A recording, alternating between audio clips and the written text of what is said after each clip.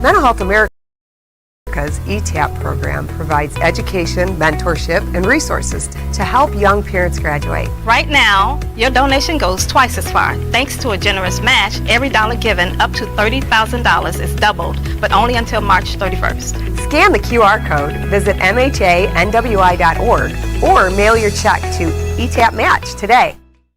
Becoming a truck driver doesn't have to be complicated. At Schneider, we make it easy to get your commercial driver's license and start your new career.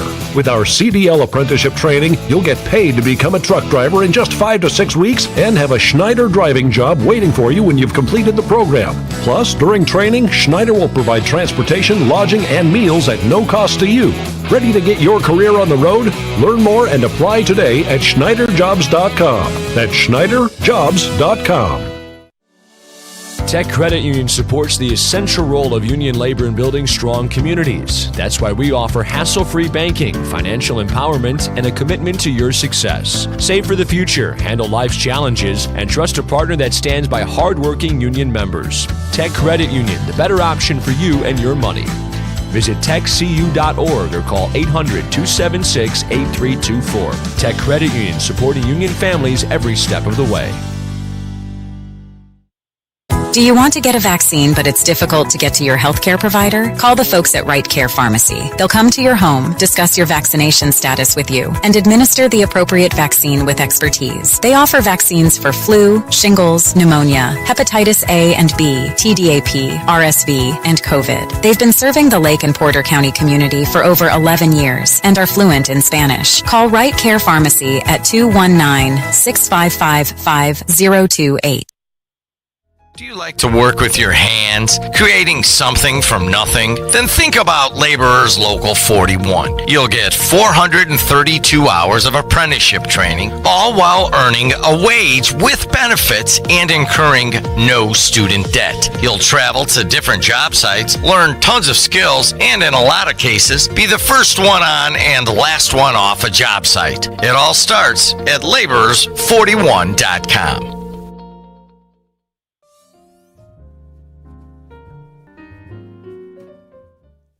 Hey everybody, welcome to the Wieser Podcast. We're recording here on October 28th of 2025. Jim Wieser, longtime Democrat, comes in and we just kind of talk about whatever the hell he wants to talk about. If you want your own podcast, get a hold of Adriana with 2 N's at WJOB1230.com. Jim, thanks for coming in. Of course. Love doing them. I don't even know where to start, man. There's so much on the table, but let's start directly with what is going on here locally. As you well know, I wrote a Substack, and by the way, all you got to do is go to Jed in the Midwest on Substack, and I write some stuff. And Mitch Daniels wrote this. He wrote an article in the Washington Post. I want the GOP to keep control of the House, but not this way. My fellow Indiana Republicans shouldn't cave to the White House pressure to redistrict. Yesterday, Governor Braun did not take Mitch Daniels' advice, which is a news story in and of itself, and he is calling a special session to discuss the redistricting here in Indiana. Your initial reaction? Initial reaction is fully expected what he would do. He's a lapdog for the president, has been since he became governor, and I find it amazing that people who are elected to office in this day and age, contrary to what it used to be, at least I like to think, decides that they have no reason at all to do the people's work or to do the people's bidding or to do what the people are interested in. They're going to do what they want to do to cover themselves and to protect themselves from political retribution from the White House. It's clear the public sentiment is overwhelmingly opposed to this. The sentiment in the Republican Senate seems pretty clear to me that they don't want to do this. They don't think this is the right thing to do. I'm not sure. I'd like to think that somehow the Senate Majority Leader, Senator Bray, would find a way to maneuver around it and kind of cut it off at the knees. I think he has some authority to do that. I don't know that that's going to happen. And so rather than talking about things that are important to the people in Indiana, certainly one thing is trying to correct the horrific mistakes that were made in the Senate Enrolled Act 1, trying to correct all those issues regarding the taxation, the way the tax is structured now, the terrible impact it's having on local government. Instead of doing that, we're going to engage in this exercise in futility. That's what I think that it is, because they want one more seat, because Donald Trump wants one more seat, not because it has anything to do with government at all. It's just pathetic. It's all right, pathetic. So it's kind of weird because you can watch any news channel right here in the fall of 2025, and it'll be like, well, Texas is redrawing all their districts mid-decade. Typically you do it on 20, 30, 40, 10, and when the census comes out, and they just want to do it now, and they think they can get as many as 5 seats. Now California is going for what is called Prop 50, and they're trying to do the other way and redraw it so they could get 5 more Democratic seats. Right. So the race is on, so to speak, from a good Grateful Dead song and a country song, but the race is on. And from Mitch Daniels and other articles, it's coming right here. And here's what Mitch says. He says there's no amount of line drawing artistry can turn that area into a Republican seat. And he's talking about Andre Carson in Indianapolis. So you have 7 Republican, and you got to have 1 Democrat because you can't redo that one. And he's right in my mind. But up here, the battle of Texas and California and Trump and the Democrats and Hakeem Jeffries and all of that is playing out on our streets. And that's so weird. It's super weird. It's super weird. I'm kind of looking forward to the battle here, but it's still coming home. And we've got to deal with a national issue right now here in Lake Porter and LaPorte counties mostly. Yeah, mostly, depending on what ultimately shakes out. But you're right. There's kind of there's this sense of, hey, we're Indiana, Northwest Indiana is a big part of this big national thing, this redistricting, and it's, boy, my initial reaction as a political person is, wow, that's exciting, that's interesting, that's stupid. What are we doing? We're redistricting a community, and let me point that out, a community of interest. I think that's such a critical term. I was the county chairman when the last redistricting took place in 21, and I think became effective in 22. Folks, that's not like a century ago. That's like a few days ago in political terms.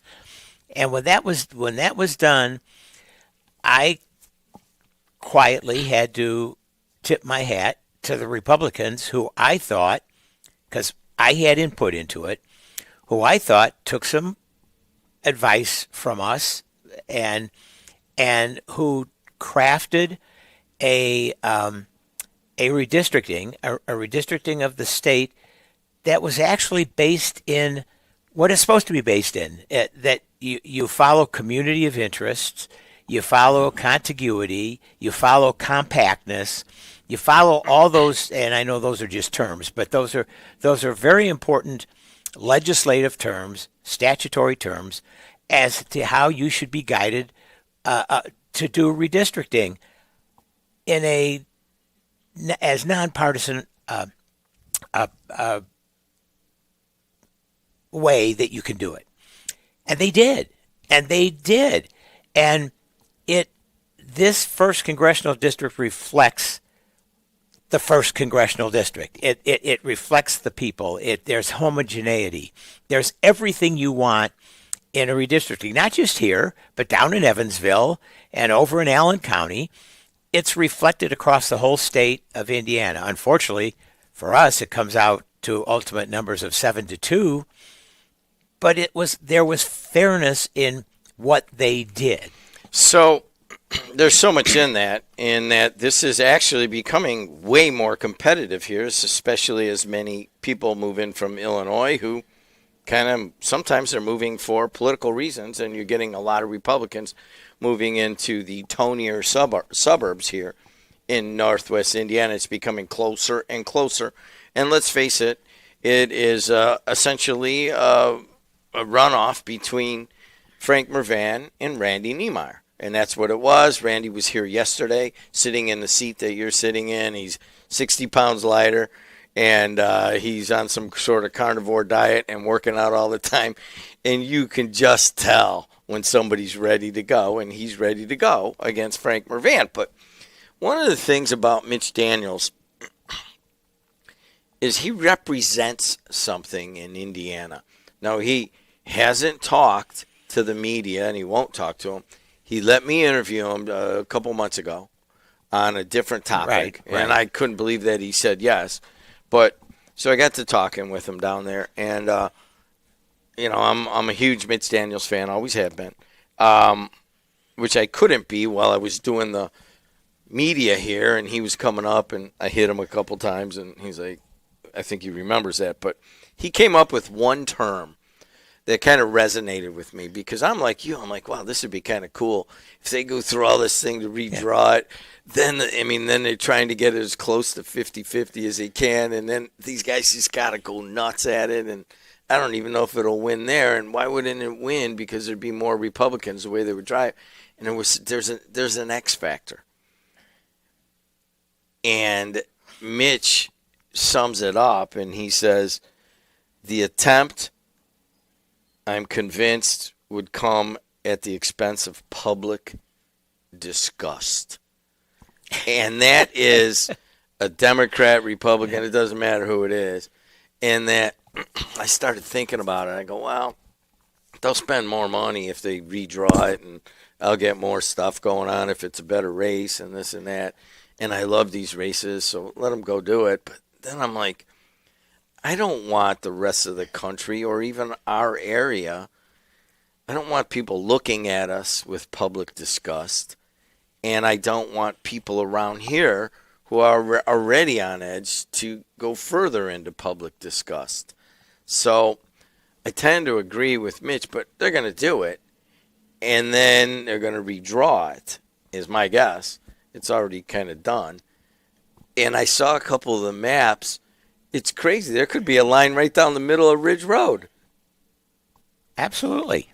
Sure, there could be. You're talking about Munster getting cut in half in Highland and drawing a squiggly line just to get. And I'm like, wow. I mean, that sets a precedent. Well, it sets. I guess it sets a lot of precedents. It's an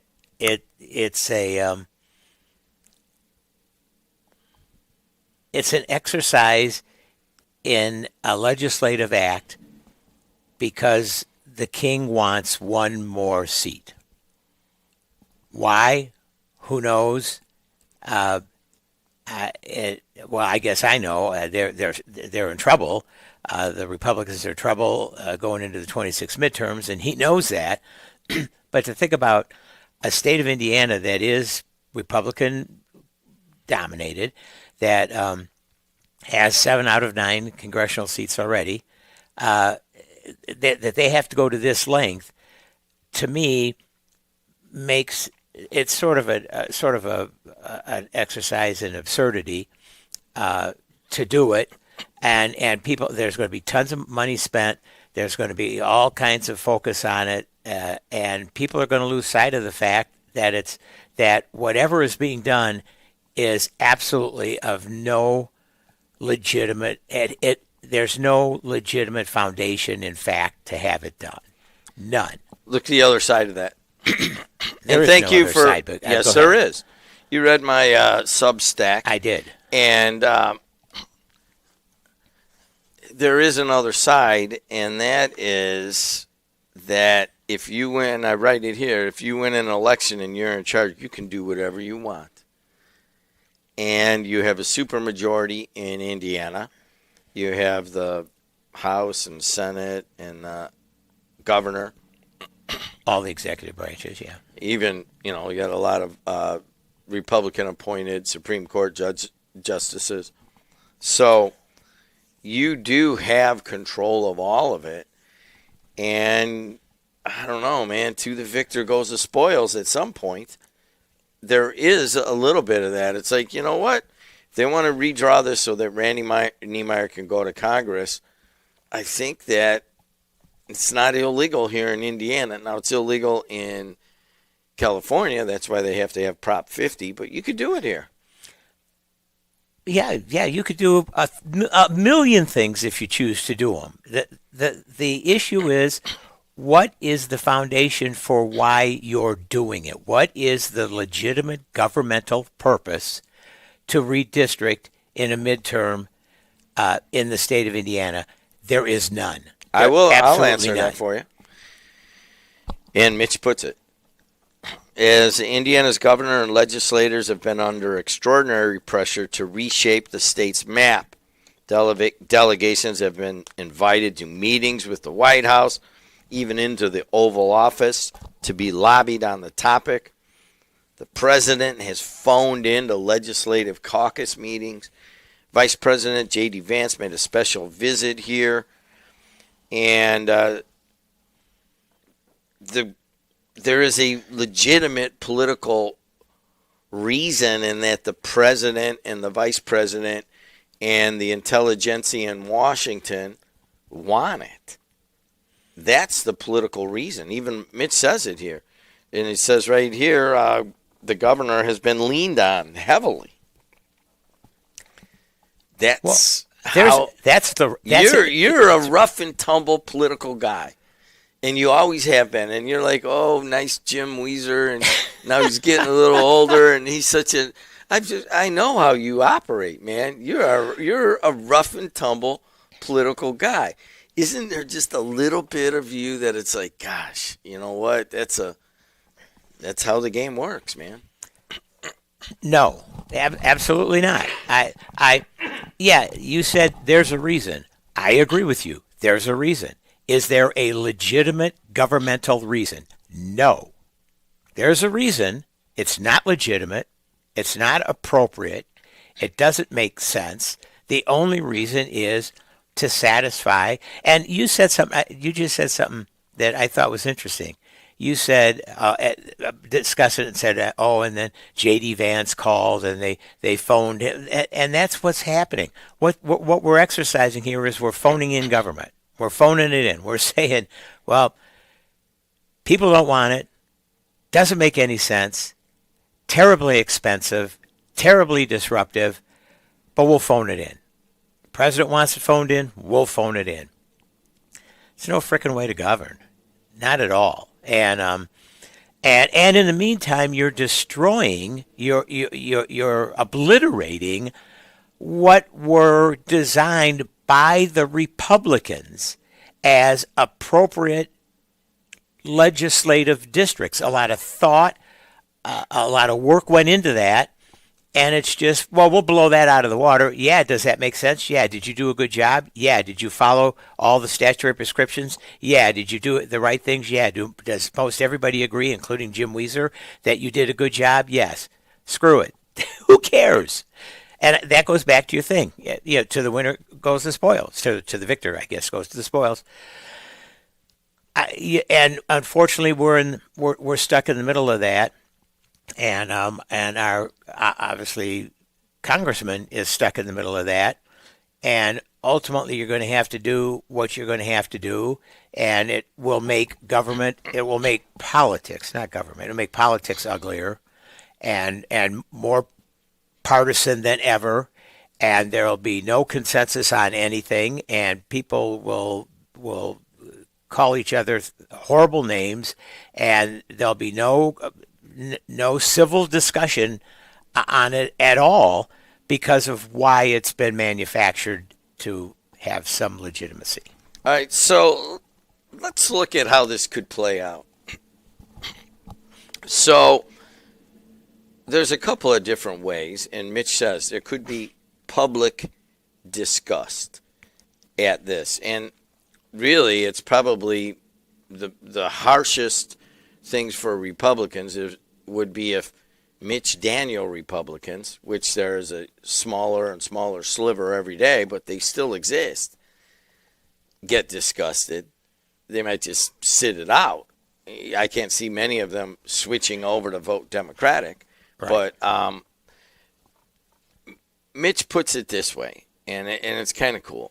He says, I hope that Indiana will quietly pass on the idea their duty is to the citizens and future of our state, not to a national political organization or a temporary occupant of the White House. And doing the right thing, by the way, really would be its own reward. You've already mentioned several times this word of duty, future, doing the right thing. You've already said that. Mitch Daniels has said that. But that's the only place I've ever heard it on this topic. It's all about grabbing power. No doubt about it. I agree. Is there hope that we could somehow restore some sense of sanity to the process? Not under the current circumstances. There's no way. There's just no way. So how upset are you? I don't know. Things change as you analyze them, as you go further and further into your life experiences.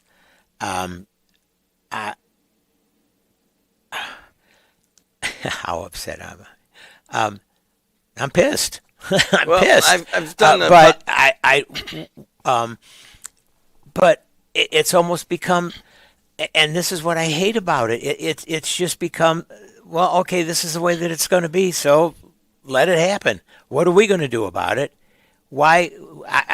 We talk against it, we rail against it, we protest against it, and it's for naught. It's for naught because people no longer, very few people in the political process or governmental process do it for what Mitch Daniels says, and I agree, is the right reasons.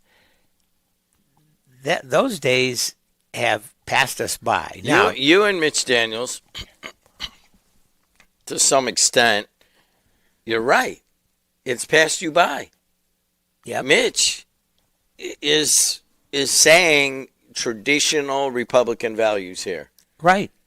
You talk about traditional bipartisan political process. You have to in Indiana because you're always in the minority. Right? So, I'm just kind of getting the light bulb going off. And speaking of which, we got a ton of lights on us I've right noticed now. that. Yeah. Wow.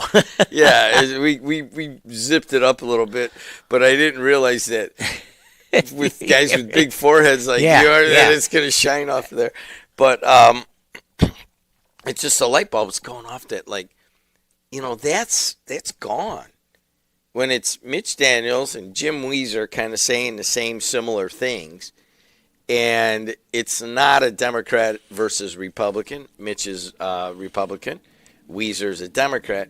It's kind of tradition versus the new order is what this really is. And to me, I really want to be part of this. I'm going to come back to my show and start covering this at length because it's a historical moment here in the region, and it's a historical moment in America. You got Texas going one way, California going the other way, and then there's this little district here in the middle of the country where this is all going to play out.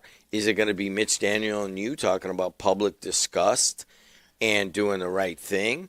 Or is it going to be, hey, man, we're in charge. I'm going to grab the power. This is how it is now.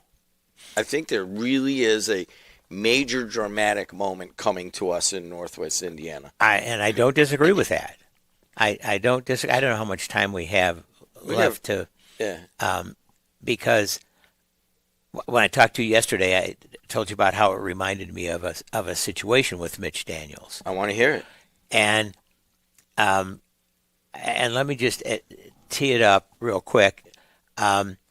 for 24 years, I had the honor of being a member of Combined Academy's board of directors, formerly Hoosier Boys Town.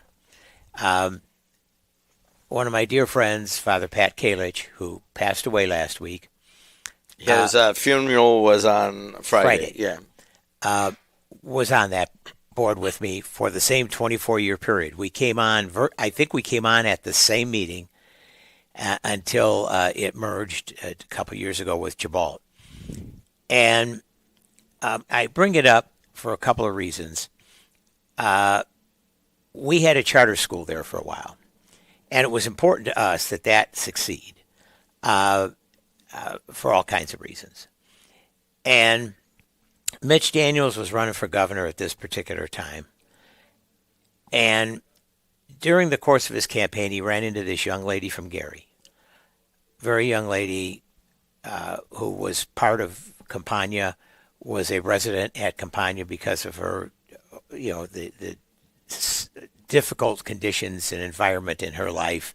And she was trying to work her way, and we were trying to help her through the Department of Family Services, and she was getting educated.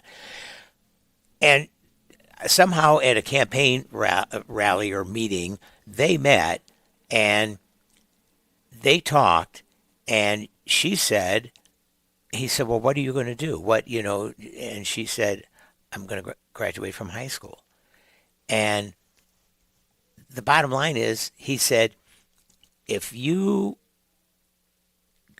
receive your diploma, I will be there. I will be at your commencement. And that's the discussion they had. So fast forward several years, she achieves that. We have the commencement at Campagna, our first commencement, and the speaker is the new governor of the state of Indiana, Mitch Daniels, who honored his commitment and said, I will be there. And I'm thinking of the contrasts. I'm sitting next to my dear friend, Father Pat Kalich, who is 6'7", fully a foot, probably plus taller than our governor. And I kind of observe the interaction. But what I see about Mitch Daniels, and you got to remember, I'm not happy. I've been a Democrat through all the Bayh years, through all the O'Bannon years. I mean, we've had it good. We've had it good in the state of Indiana at this point in time. And this guy, this 5'6" guy, disrupted that and interrupted that. So I'm not going to profess to say that on that particular day I was Mitch Daniels' greatest fan. It wasn't even close.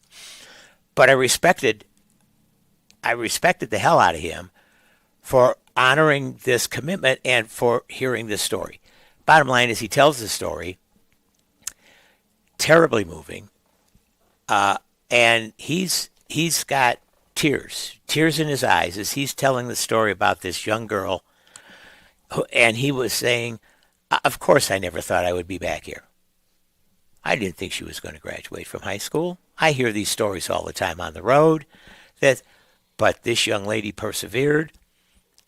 She did something I thought was remarkable, and we all participated in that process because we had the services available to her, the services that you provided at this organization, her ability to live in a residential atmosphere. She was given the tools to succeed, and very few succeeded. Outcomes, we're always looking at outcomes at Campagna, but she did. And he's got tears as he's telling this story. And as he's telling the story, and it's so touching, and her family's there, and they're all crying. So I'm sitting there, and Father Pat's to my left, and Dan Lowry, we all know, sitting to his left. And we're looking at each other, and all of us have tears. All of us. Just, they're just streaming down as we realize that we're living in this unbelievably, we're experiencing this a remarkable event. We're just experiencing it, trying to figure it out, and realizing me, maybe putting more political cast on it than anybody else, realizing that, God, this governor, this guy, this political guy that I had no use for, that I was so upset, had changed my life politically. He's real. You get a feeling about somebody. He's real. He says this is the right thing to do. We're trying to do the right thing. And if we have to start with this one young lady, that's where we begin. But we have to do the right thing. And he would say that, and it ends, and it's like, I remember the three of us just sitting there. You couldn't move. You didn't know where to go, why to go. You just said, I don't want this feeling to ever end. I don't ever want this feeling to end, because this makes me realize what you can do if you put yourself to it and put everything else aside and do the right thing.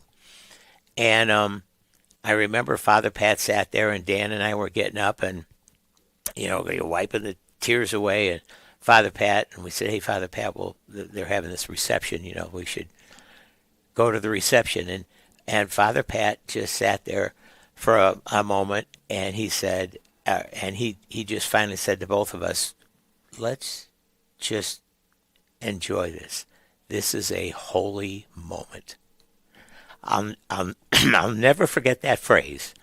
It's been like seared in my brain. This is a holy moment.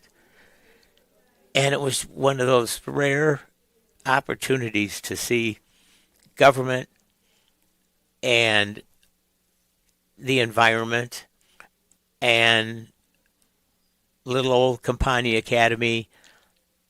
Everybody, all of a sudden, what people were doing from different aspects, from the governor's office and how they could provide funding and how they could provide the appropriate programs, to Campania, to how we can carry them out and how we can teach and educate kids, to this young lady who had the guts and the ability to say, I'm going to do this. I'm going to make something of my life. And challenges a gubernatorial candidate and says, I'll show you. Show up at my graduation. To a governor who I'm not sure I know what moved him that day, but something moved him to say, you make it through, I'll be there.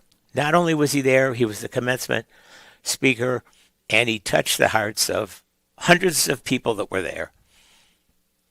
And that's what I think of government. And that's what I think of relationships between Republicans and Democrats, and how the political world I grew up in, yeah, that's how it is.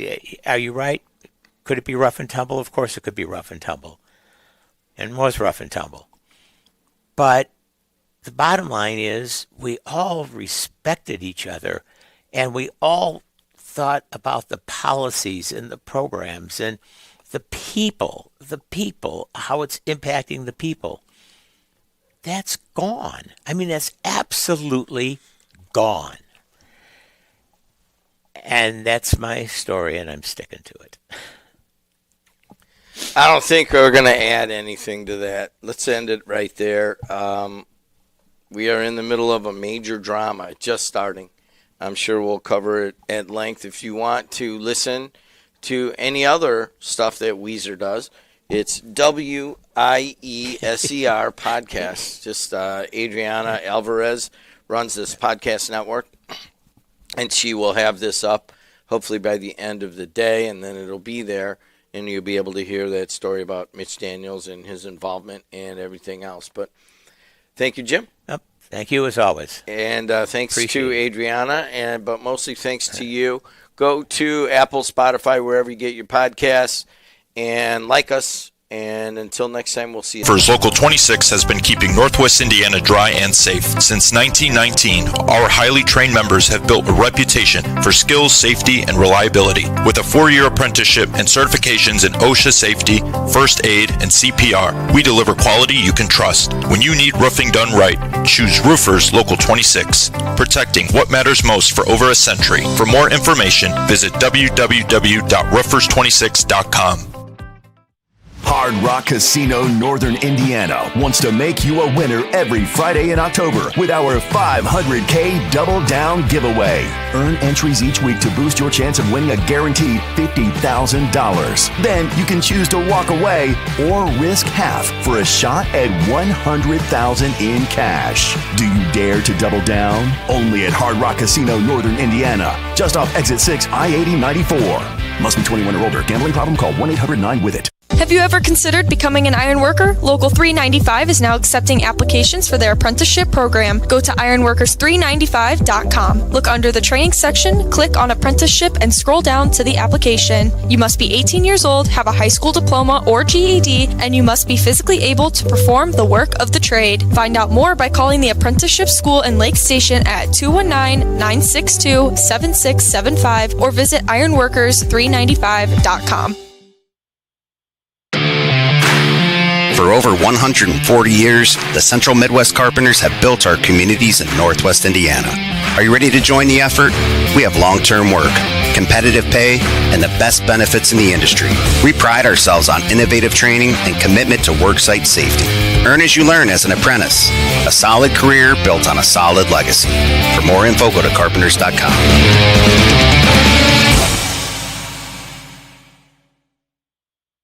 Ogren Insurance, Hammond's oldest family-owned independent insurance agency, now in its third generation providing clients in the Chicago area with products from quality insurance companies to handle your every need. Regardless of driving history, Ogren Insurance can find the right coverage for you at competitive prices. To learn more about the insurance solutions and services we offer throughout Indiana, Illinois, and Michigan, call 219-933-0076 or visit our website, ogreninsurance.com. We're located at 6929 Homan Avenue in Hammond, Indiana. Do business locally with someone you know and trust.